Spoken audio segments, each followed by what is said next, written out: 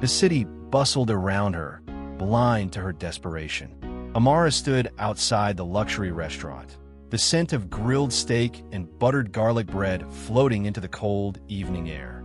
Her coat was tattered, her shoes mismatched, and her hands trembled not from cold, but from hunger. She approached the restaurant's back alley where the kitchen staff tossed out leftovers each night. She waited there quietly, hoping someone would notice her without disdain. When a kitchen assistant finally emerged with a trash bag, Amara swallowed her pride. "Please, can I have what you were about to throw away?" she asked, her voice barely audible. The man hesitated, looked over his shoulder, then handed her a small paper bag filled with scraps. Half-eaten chicken wings, stale rice, and a bruised apple. She whispered a thank you, her eyes brimming with quiet gratitude, then walked away to a nearby park bench, shielding the bag like a treasure. From the top floor of the same restaurant, a figure watched curiously. Damien Hart, billionaire CEO of Hart Tech, had been reviewing investment files when his gaze drifted to the street below. Something about the girl's movements, gentle, careful, and humbled, caught his attention. He saw her retreat with the bag, sit alone, and eat slowly, savoring each bite like it was a feast. Something stirred in his chest, a tug he couldn't ignore. Curious and strangely moved, Damien made a snap decision. He called for his driver, but told no one where he was going. He needed to see more. As the sleek black car rolled quietly behind the girl from a distance, he found himself leaning forward. Who was she? Why did she seem so familiar? And why did watching her eat leftover scraps feel like a dagger to his chest? Damien kept his distance, parked a few meters away from the park bench where Amara nibbled on the scraps. He watched her wrap the remaining food and tuck it into her bag, as if saving it for another day. Every movement was precise, controlled. She was used to this, too used to it. That realization sent a wave of guilt crashing through him, though he couldn't yet explain why. She rose, brushed crumbs from her skirt, and walked off with tired feet that seemed to carry more weight than just her body. He followed her through narrow alleys and dimly lit streets, each step uncovering more of her reality. She eventually arrived at an abandoned building, a former office space now overrun by time and neglect. She climbed 3 flights of stairs, ducked under a broken doorway, and entered what must have been her home. Through a crack in the wall, Damien saw a thin mattress on the floor, a blanket riddled with holes, and a few books stacked neatly beside a flickering candle. She knelt beside a small notebook and began to write, her lips moving slightly. Was she praying? Journaling? Planning a future she couldn't yet touch? Damien's chest tightened.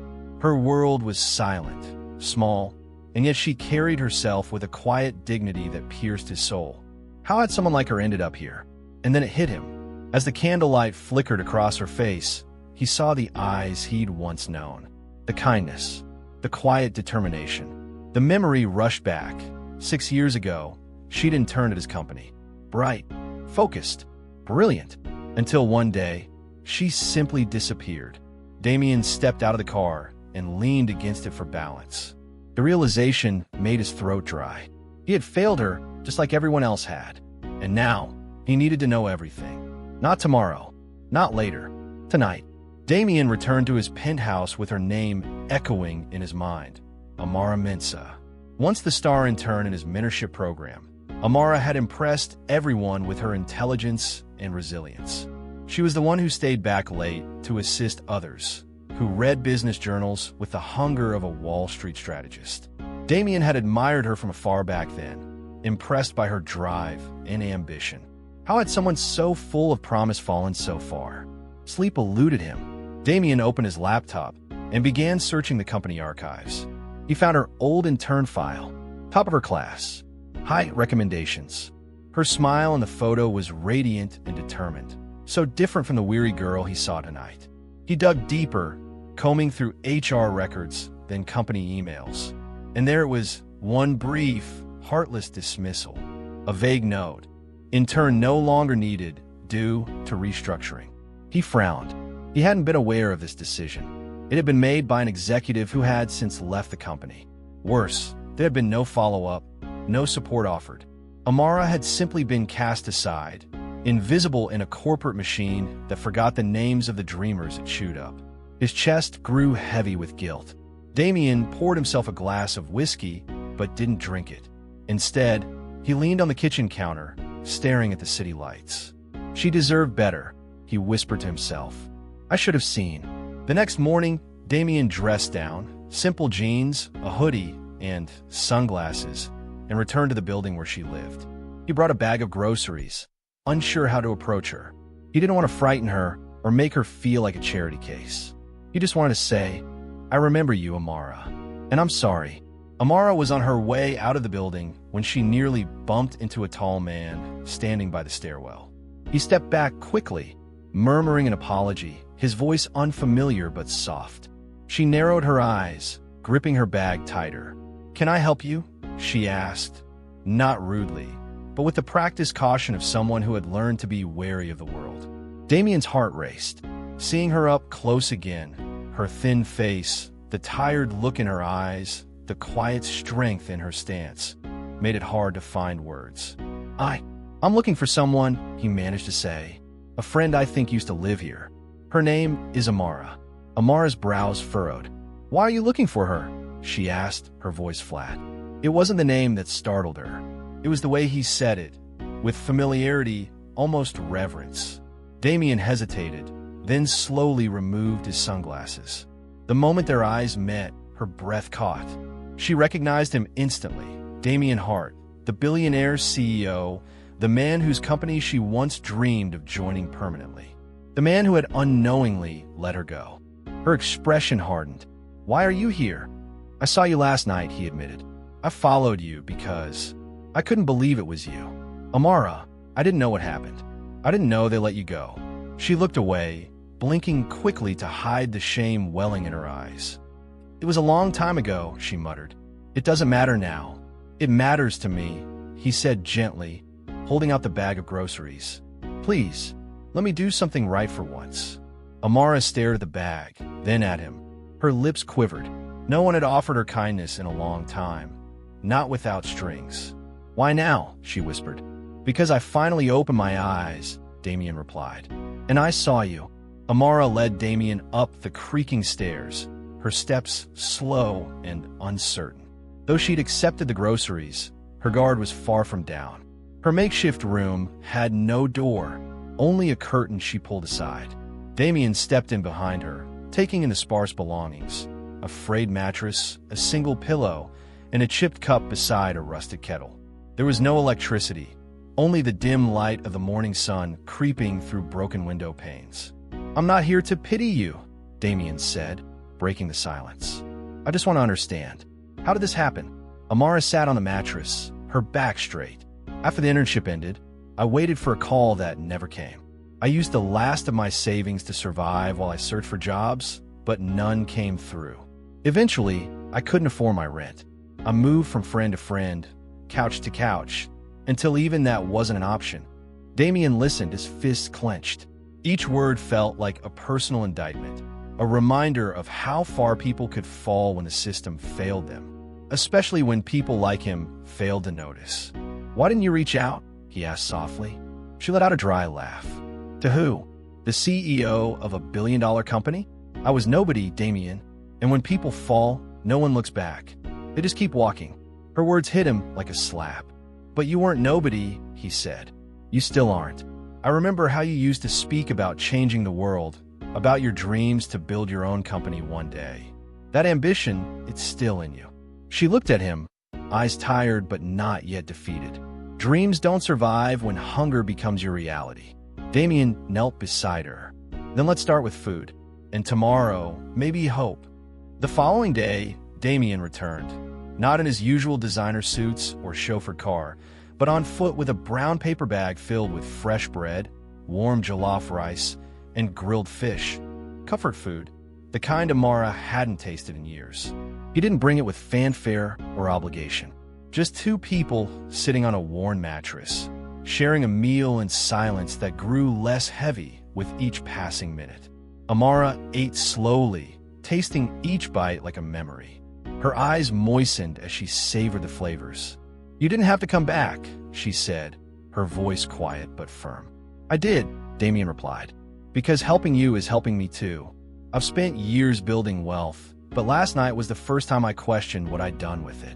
Amara glanced at him, unsure how to respond. She'd known Damien from a distance before, the unreachable billionaire whose presence dominated every room. But here he was, sitting cross-legged on her bare floor, offering her food without judgment, speaking like a man stripped of his power. It was strange, human, sincere.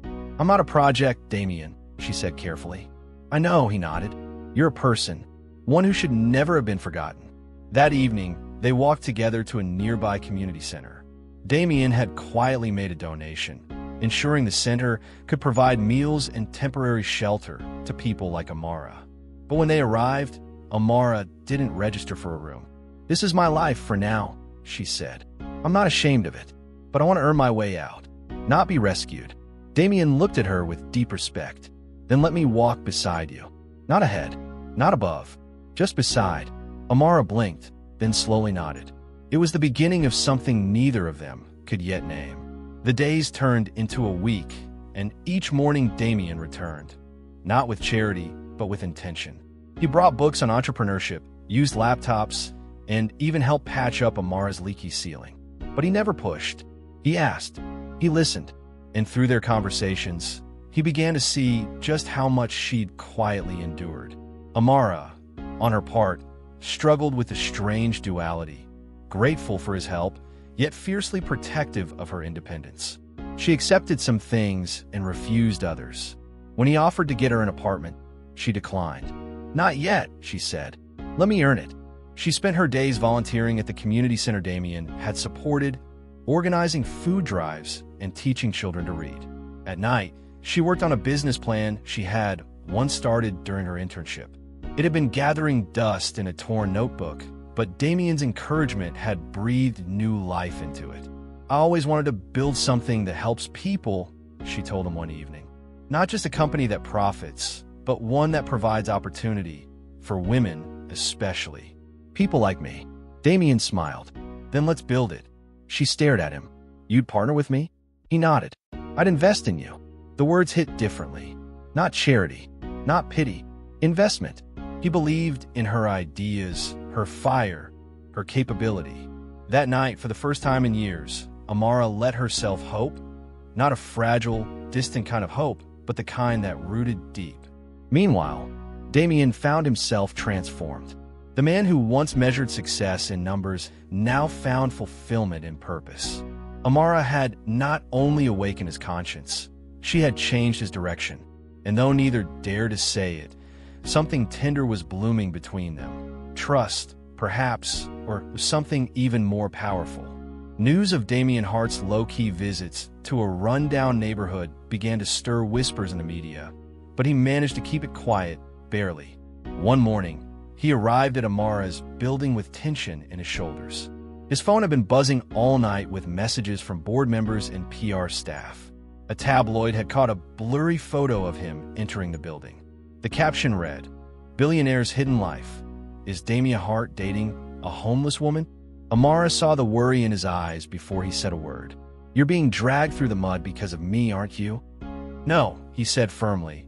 "I'm being dragged through the mud because the world doesn't understand empathy without scandal. That's not your fault." Still, she stepped back, creating emotional distance. "I don't want to be a burden, Damien. Maybe it's better if we pause all of this, your visits, your support." He reached out, gently taking her hand. "Do you think I care about headlines? I've had my name dragged through worse. This isn't about image. This is about you." She blinked hard, the weight of shame clashing with the weight of his sincerity. "But I still live here. I still dig through scraps when I'm desperate.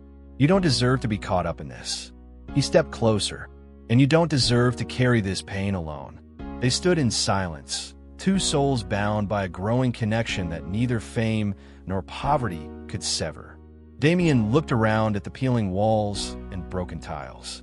"You once told me that dreams die when hunger takes over. But what if two people can dream together and fight back?" Amara's eyes welled up. Then maybe they'd have a chance to survive.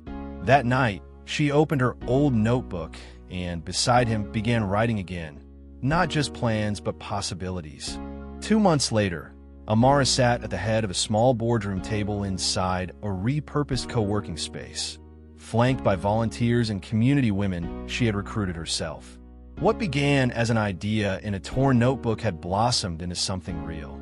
Rise Her, a social enterprise dedicated to training, empowering, and employing disadvantaged women in digital skills, small business development, and financial literacy. With Damien as her silent investor, not controlling, not managing, Amara led every meeting, every decision. This isn't about saving people, she told the group on the launch day. It's about giving people the tools to save themselves. Damien watched from the back of the room, arms crossed and proud. He had never seen Amara more alive. Her confidence was magnetic, her energy contagious. She didn't ask for applause, she built momentum. She didn't seek pity, she offered power. The local press began to notice, not because of his name, but because of her results. Within 6 weeks, Rise Her had trained over 40 women, helped 5 start online shops, and partnered with 2 tech startups to offer internships. The office buzzed with purpose, with laughter and hope. Amara had created not just a company, but a movement. But not everyone was cheering. A rival executive on Damien's board, jealous of the headlines and threatened by Damien's growing social influence, leaked confidential photos and internal memos to the media. Overnight, the internet erupted with vicious commentary about Amara's past, her homelessness, and her relationship with Damien. Some accused her of sleeping her way to the top. Amara saw the headlines early that morning, and her heart sank. "They're not attacking me," she murmured to Damien. "They're trying to silence what we're building." Damien looked her in the eye, voice steady. "Then we don't back down. We rise." The scandal broke across every major outlet. Photos of Amara's former living conditions, rumors of a romance with Damien, and opinion pieces questioning her legitimacy as a founder. For a full 48 hours, social media was ablaze. Strangers who knew nothing of her struggle felt entitled to reduce her to headlines and hashtags. But Amara didn't crumble. Instead, she called a press conference. Wearing a simple navy dress and standing before a plain white backdrop with a Rise Her logo, she faced the cameras. Her voice was calm, her message clear. "Yes, I was homeless. Yes, I begged for food. Yes, I lived in an abandoned building. And yes, Damien Hart helped me when no one else would. But what you call scandal, I call survival. What you call charity, I call a second chance. And what we're building here, this movement for women like me, is bigger than any rumor." The crowd was silent. Then, someone in the back began to clap. Then another, and another, until the room echoed with applause. Not just for her words, but for her courage. In the days that followed, the narrative began to shift. People who had once mocked her began sharing their own stories of hardship. Donations to Rise Her tripled. Influencers and journalists who had never cared before now championed her mission. Even some of the critics on Damien's board backed off, realizing the backlash had only made her stronger. As for Damien, he remained at her side, but never in her shadow. "You're not just changing lives," he told her one night as they walked through the Rise Her office, now bustling with staff. "You're reminding the world that dignity isn't reserved for the wealthy. It's earned by those who refuse to give up." Amara looked up at him, a soft smile on her lips. "We didn't just survive, Damien. We built something from the ashes."